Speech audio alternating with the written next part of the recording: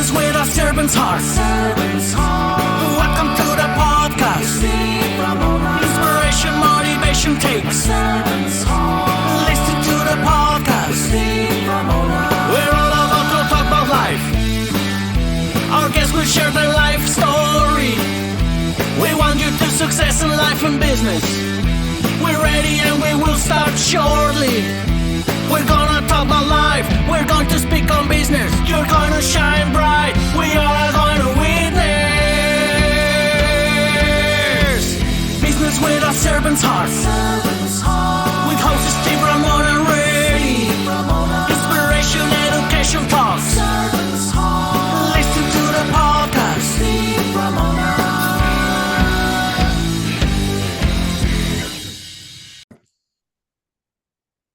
Welcome, everyone, to Doing Business with a Servant's Heart podcast.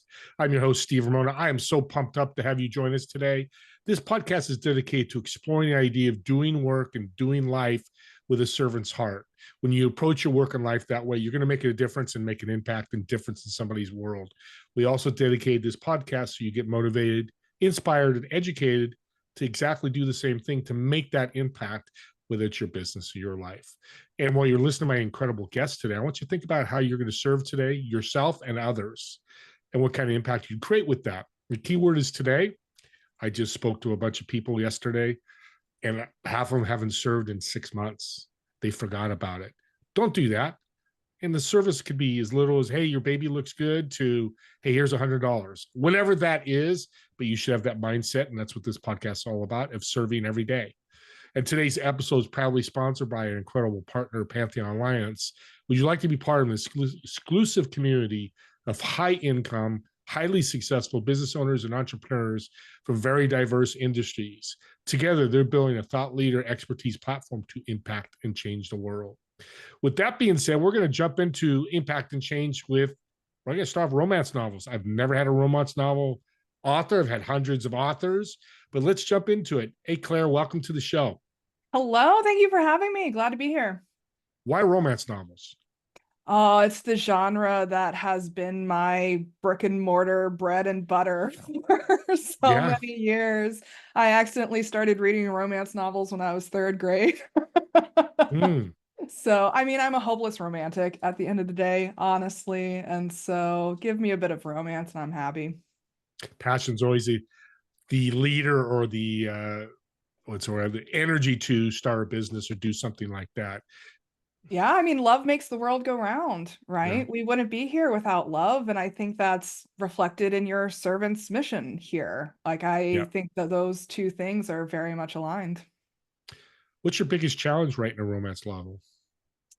Not being formulaic and not being the same old romance novel that's out there. It's a billion-dollar industry, romance novels, and it's very easy to fall into the formulaic. Like, it's junk food at the end of the day, depending on what you like. Is like, this is my bag of Lay chips, and I'm going to expect the same thing from every bag of Lay chips that I consume.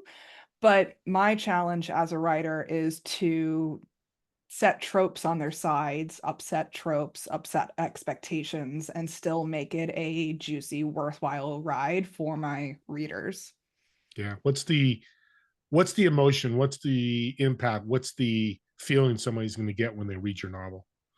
Understanding, ultimately, is like, I see and understand them as individuals. I try to make multifaceted characters that are reflective of many different people across the world. Diversity is one of the main things that I focus on in my writing. It really reflects my passion for DEI, and I try to accept and welcome as many different people into my stories as possible. And so it creates a representation for them that may not be available elsewhere.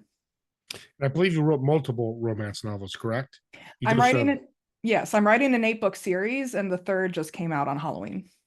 You just read my mind. I was just going to ask you, do you do a series or each book individual? So you're doing a whole series. Yeah, and the main genre is actually fantasy. Romance is the subplot of the series, but they're pretty equal in influence.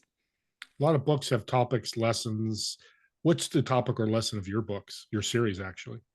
It actually deals a lot with mental health and trauma and Oh, accepting our shadows and working through our healing processes as individuals. I have been talking about this for a while now. I spoke over at Worldcon this summer, and the question came up of why is fantasy and sci-fi a particularly beneficial vehicle for diversity?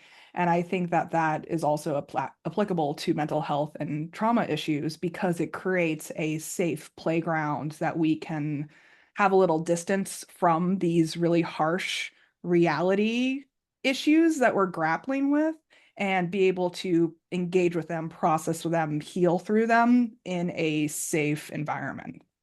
what are some of the responses you've got from some of your readers that have read the book? I mean, they felt seen, they felt understood, they Hmm, felt seen. like I find it actually quite gratifying when I make my readers cry Yeah. No, it's because, you know, our jobs as artists, as creatives, as writers is to evoke emotion, right? And whatever emotion you're looking to evoke is going to be powerful, but I evoke all ranges as like anger, I evoke love, I evoke sadness, I evoke welcoming and belonging. But at the end of the day, it's being seen and understood, I think, is what I'm trying yeah. to accomplish. Yeah, and I talked to a large producer that was on my show, and they talked about cry. If you're a host, cry. If you're, reader, book, write, cry. That's why I put motivation, inspiration in my monologue, because if we can do that, then it's really going to stick a little bit more. Hmm. Are you still in Seattle? I don't remember if you Yes. are.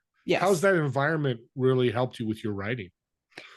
I mean, the Pacific Northwest actually has a very large percentage of romance and fantasy writers that Hmm. live up here in the Pacific Northwest. It's a very conducive environment because it's rainy half of the year, and so we spend our time inside writing half of the year. Yeah, yeah, Um, but in terms of especially diverse fantasy and romance, it's a very welcoming culture to that. We have a very inclusive society push with how we create arts and culture in specifically Seattle. And I think that there's a large population that's both welcoming and supportive of the ideas that yeah. I distribute. Now, this question won't be for the young people. This will be the older people that I'm 63, so my 40, 50. Explain diverse fantasy. Well, it's diversity within ethnicity, it's diversity Hmm. within gender expression, it's diversity within sexuality, as well as physical ability. So I have disability rep in my novels as well. She'll interweave these into the story of your fantasy. Yeah, my characters are not like the gay character or the trans character or the black character. They're just characters that are multifaceted beings, and that's how I make them more realistic because we can't be reduced to the various labels that are put on us at the end of the Yeah. day. We are all multifaceted, imperfect human beings. And I wanted to make characters that weren't two-dimensional cardboard cutouts. That's good. No, it's with this world with technology, you've got to be 3D or you're not going to Mhm. make, because that's what people are being exposed to every day, whether it's TV, computer, phone, whatever it may be. Yeah. You also work with other writers. I believe Yes. that's part of your business. Talk about Yes. that and how you help them. Yeah, well, I've been in entrepreneurship for a decade at this point, and so I speak business very well. And many other writers, creatives, artists don't speak business very well. They know the creative aspect of it. And I've spent many years as a business consultant, as a business coach. And when I got into publishing and started spending a lot of my time talking to authors and writers and aspiring writers, I realized that that was a big knowledge gap for people. And I specifically have a penchant for systems and logistics and strategies when I come to talking about these subjects. And I have been able to systemize the writing, publishing, and selling process for other writers. And so I've created a lot of products to support that. I have a self-published author planner that breaks down week by week how to write, publish, and sell a book in a year in 52 weeks. But then with my services, I have an a la carte agency framework for every step in the publishing process from Mhm. finished manuscript to selling it. And so I create custom proposals based on where the writer is at with their manuscript to give them all of the pieces they need to see it turn into sales if that's what their goal is. Maybe that's not their goal. And so that's why it's a la carte. Some of my clients have one piece of it. Some of my clients need 10 pieces of it. Somebody's listening, they want to write a book. What do you think their strategy should be? It's ultimately based on their goal. It's always Okay. based on their goal. Some people just want their book to be available to friends and family. And so that's going to dictate how they write it, how they publish it, and how they turn it into a book. Some people want to be a New York Times bestseller. I just got off a phone call with a guy last week who was like, that's what I want. And I was like, all right, these are the 10 steps that we need to focus on in order to achieve that. And it's ultimately just based on your goal. Yeah. Yeah. So, and the purpose for your book too. I've heard that a lot. Talk about your podcast. I know a lot of podcast hosts. I work with hundreds. Talk about you have a unique podcast that for me, I'm older, Mhm. so young Mhm. people understand. Talk about well, you have two of them. Talk about both of them. Yeah. I think the first one that you're talking about is my Dungeons and Dragons related one. I have a podcast called Sacred Reading CR where we analyze Critical Role episodes through the lens of sacred reading practices. So Critical Role is a D&D show. It started out as a Twitch stream 10 years ago, and they've grown into a massive $1 million company over the last 10 years. And they are a D&D show that has gained such a significant following, like millions and millions of people across the world, because of their deep commitment to storytelling. Mhm. And sacred reading practices is something that's been around for centuries. Typically, it's applied to sacred texts, but lately more and more people have been applying these practices to secular texts. Most notably, there was the Harry Potter and the Sacred Text podcast, where people were applying sacred reading practices to Harry Potter.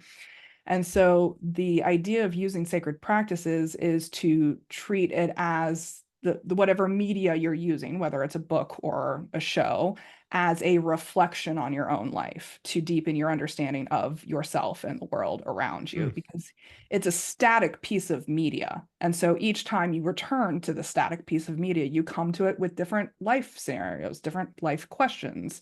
And so you use it as a way to mirror back kind of what you're going through at the process. And so we've been going through each Critical Role episode with those practices in mind. And it's been very juicy. I didn't expect it to be kind of like therapy, That's pretty cool. but that's So what is it's your turned out to be. oh, go ahead. Yeah. Well, I'm thinking is so are you connected to this Critical Role company and they're Not officially, no. oh, okay. So you're just doing this on your own. They have Yes. nothing except for the content they bring and that you Yes. talk about. That's all you do. Okay. Yeah, Yeah. and a lot of people do that with TV shows. They'll start their podcast, which is a Yeah. cool idea. I know a guy did that, and within a year, had 1 million followers for I forget the TV show. Doesn't matter, but yeah, it's a great way because people want to hear, especially now the medium is so easy to do. With your podcast, what do you think the strategy is for podcast hosts? Find a topic that you can talk for hours Hmm, about. great tip. Yeah. I mean, because you are going to find yourself talking for hours about it, and you will have to show up day after day after day after day. And there is a lot of consistency and work that goes into producing a podcast, and you have to be passionate enough about the topic to keep showing up. Yeah. And you don't have an interview style. So it sounds like you come on, it's a monologue podcast where it's No, it's just me you, and another co-host. a co-host, but you're just riffing on, hey, look Yeah. at that word. Hey, look at that young word I use, riffing. So you're riffing about a character in the show in Critical There's Role. 4 questions that we use for there's 4 safe Oh, reading questions. And so one is like what happened in the episode. 2 is like what metaphors or stories or allegories are we seeing within the content. 3 is what personal experiences are coming to mind. And 4 is what hmm. are we being called to do about it. And so we take each episode of Critical Role and apply those 4 questions to it. And it's me and 2 different co-hosts. They alternate between them for different episodes. And we go through those 4 questions every time. That's why I love podcasting. You could do any subject you want. That's why I say Mhm. I'm not familiar, but this is great. D&D fans, if you're out there listening, and there's some young people that listen, entrepreneurs, definitely will get her contact information out there. You I can mean, reach D&D's out. been around since the 80s. I know a lot of Yeah, old players too. I do. I just never got into it, but I think one of my siblings does that. My sister may have done that. I don't know if Mhm. she does it today. But again, it's like anything else. It's like chess or checkers, or it's something that's got a community, and you're just supporting the community with this great podcast. Mhm. It's great. I love it. How's karma part of all this for you? I love this question because my dog is actually named Karma. And so I immediately went to like, how is my dog part of all of We it? can answer that question too, because I'm feeling this. I don't want to say woo woo, because it's not the right word. The spiritual that you're talking about, these Absolutely. sacred roles. And I just feel it felt like karma Absolutely. might be part of all this. No, I love that you brought that up. I mean, I think you're totally on point because it was actually a spiritual awakening that led me to this path of publishing. Wow. Yeah. I had been working in entrepreneurship. I had many different business models within my entrepreneurship journey, and I had landed on this whole business consulting, business coaching framework because I was obviously good at it and people sought me out for it. But it was slowly killing my soul because I Yeah. wasn't attending to my creative generative abilities. I create every day, whether I want to or not. And I was realizing that I was trying to kind of like shove myself into a predefined box of entrepreneurship, of all of the shoulds I should be doing as an entrepreneur. I was reading the self-help books, I was reading the psychology books, I was reading the business books, and I was like, why am I sad? And so it was near the end of 2021 that I decided to burn everything down and start from the basics. And that's when I rediscovered my love of fantasy and romance because those were the two genres that I read voraciously as a child. And that's when I discovered the BookTok community. I don't know if you know much about TikTok. Oh yeah. Yeah, and BookTok has become a juggernaut in the publishing industry. If you're not on BookTok as an aspiring writer or author, you need to be. And I finally found the people that I'd been searching for all of my life. This was the community that I wish I had known when I was 10. And after I put those pieces together of, this is ultimately who I am as a person, is like I'm this generative ability creator. I write. That's really my preferred form of creative expression. And these are the people that are going to hold me in that journey. Then everything started falling into place. That's when divine timing started falling into place. And I started trusting universal timing and divine timing and started really developing my spiritual practices around that. And every step along the way with this publishing business, the right pieces just fell into place without me even having to ask for them. And that I think is Yeah. the biggest sign that I'm on the right path than anything else because I've never had a business do that before. Yeah. People think that businesses and entrepreneurship is like hard work. You got to grind, you have to put your nose to the grindstone and wake up early and stay up late and do all the things and do all like it's been easy. Yeah. Eating our work weeks. I'm 63. I grew up. My dad did that, but that was the culture Yeah. of business back then. And Yeah. I love that you said so many things, but one lesson that was really big is, and I tell people and I mentor entrepreneurs, pivoting. You need a massive pivot. It's okay to pivot. And look where you are. You're extremely successful, growing, starting books. Pivoting is something that should be part of entrepreneurship. When you do it, me and you can't decide, but I love that you said that. What's one thing, because spirituality and some people try to bring it together with business. I think it is because universe has completely changed my life Yeah. by talking to it, by serving, doing business with a servant's heart. Yeah. What's that first step people should do to bring spirituality into their business, like you did? I mean, the first step to everything is opening the door Yeah. Okay. because you just have to be open to it coming in. I think so many people are closed off to it without realizing that they're closed off to it when you just have to leave the welcome mat out. Like you just have to, because the universe has its own timing. Divinity has its own timing, and you can't rush it. You can't Right. force it. There's no like strategic growth plan for the universe. And so you kind of just have to let the door open. It's kind of like letting in stray cats. Like they're just going to show up when they show up.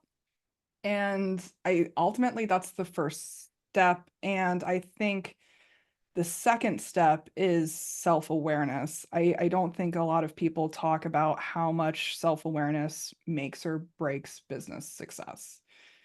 I joke that being an entrepreneur and being a business owner is the fastest path to identifying your shadows because they're put on a pedestal. You cannot ignore them. They're out there. You can try to ignore them if you want, Yeah. but people are like, what's the one thing that you advise business owners or entrepreneurs to do? And I'm like, therapy. That's Because well you said. have to have that self-awareness because you're running the show. Yep. Like I said in the beginning, you got to serve yourself first before you can serve others. Having that self-awareness, it's such a powerful tool. We're coming to the end here. What's one last thing you'd leave the audience regards to publishing and writing a book? This is something that I've been talking a lot about lately is creativity is not on a free 2-day shipping schedule. And I think in the world of social media, we've been kind of brainwashed into thinking that we can create quickly because we can create and post content within seconds nowadays. But writing a book, making a piece of art, making a song isn't that type of schedule. It can be. Sometimes it just flows and it's out there, but I don't think you should be on that schedule. Don't be frustrated when it doesn't come to you tomorrow. Yeah. It might take a month. And yeah, there's no, like you said, there's no playbook, there's no business, what do they call a business? Well, I call it a playbook, business plan. Thank you. Playbook, business plan. There isn't. I mean, you build that, but with the universe, you don't know the when, where, or how it's going to happen. You have to have faith and you have to have trust. If you're missing those two, and that comes from self-awareness. So I'm bringing this all circle around so you audience get how powerful she is. That's you get that, you're going to be successful, right? One of my favorite phrases that I came across is planning is priceless. Plans are useless. It's great. Write that down, audience. Always going to change. So you have to have a plan for flexibility. Yep. But you can't depend on any particular plan. No. And say that again so the audience can hear it because it's really powerful. Planning is priceless. Plans are useless. Yeah. And my pin stopped working, but that's okay. I'm going to relook at this later. Audience, write that down. That is and what's great about it? It's simple. It's easy. The hard part is taking action. Yeah. Always the hard part. So let's end with some fun. You want to have some fun? Absolutely. You're a fantasy player. You love fun. I'm down. So we have a restaurant. I have a restaurant. You reserved a reservation table of 4. You're obviously going to sit in one of the chairs. Who would you invite, dead or alive, in the 3 other chairs? Why would you invite them? And what food would you order? Food and drink, if you want to go that way. Well, I always answer the like, who would you meet, dead or alive question with Cleopatra. Because she was such a powerful figure in ancient Egypt history. Like I love ancient Egypt in general, but Cleopatra, like as someone who shaped such a huge country in such monumental ways and made such monumental decisions, I would love to just talk to her and be awesome. Like, tell me how and why and what. I think I would also have to go with Michelle Obama just because I would love a hug from her. Interesting. I think she would give great hugs, and I think that she would give great practical advice for like the now. Like Cleopatra has the then taken care of, but I think Michelle would have the now taken care of. Yep. And then just because I miss him and I want more of his energy, I think I would have to go with Robin Williams. Amen to that. I miss him too. That's Yeah. it's amazing. You pick very powerful people. There's no wrong or right answer. Yeah. What it does, it tells us about you that you're looking to more power you have, the more abundance you can give to others. And Yeah. that's why Yeah. you're on this show. I mean, that Well, I would want be the go ahead. ultimate wisdom table between the three of them. Oh, Like, and you'd laugh with Robin Williams, so you get a little fun with it too. yeah, So but that would he be was really good. so strategic in his humor too. And I think Very strategic. that would be fascinating Oh to yeah. unpack. So what are we eating and drinking? Oh man, I think the ultimate treat yourself meal is oysters, fries, and champagne. Look at that. Oysters, fries, champagne. Well, when I first met you, I knew you were unique. You proved it today. And that's a compliment because I think you want to be unique and we all should be in one somehow, some way. We have that superpower. I want to thank you so much. This has been an incredible show. You've been a blessing. How can people support you and connect with you? Please reach out to me. I'm honestly blessed to be able to talk about books all day, every day. Like I'm living the dream just talking about books all day, every day. So if you ever just want to talk books, like reach out. That's beautiful. Okay. And website or what's the best way to connect with you? ClaireJoyance on all the major platforms, clairejoyance.com. Easy peasy. Perfect. And there's a contact box like all websites that you can click and connect with you. And if you just reach out to me, I have all the information audience on her connections to be able to do that. And as I always say, the call to action in a podcast, a lot of people don't talk about, I hope it starts getting out there, is the power of this link. When it goes on YouTube in probably Monday, you have a link now that you can share with your family and friends. Somebody's trying to write a book. Hey, I just listened to Claire. Oh my God. Here, listen to Claire. If you're interested, let's connect you with her. That is true. The gift of service that you can do. It's powerful because you see how passionate she is, see how humble she is, see how she just wants to help and she knows her stuff. She's been doing it since she's 2 years old and she's only 21. So it's 19 years. She's done. I'm half kidding. I'm 34, but okay, well, you don't have to say it, but see, she's still young. But what I love is your education. You've done it for a long time, and that's always a power when you're looking for somebody to mentor you. And if you want to comment on the YouTube channel, critique this podcast. It's all about you. Me and Claire did this show to help you guys and girls. So if there's something I could do better or different, I'll take a look at it. And if it's a comment for Claire, I'll definitely get it to her so you guys can connect somehow, some way. With that being said, you all, we thank you so much, me and Claire, for watching or listening to this podcast. You all have a great rest of the day, and we'll talk to you on the next Doing Business with a Servant's Heart. Have a great day, everyone.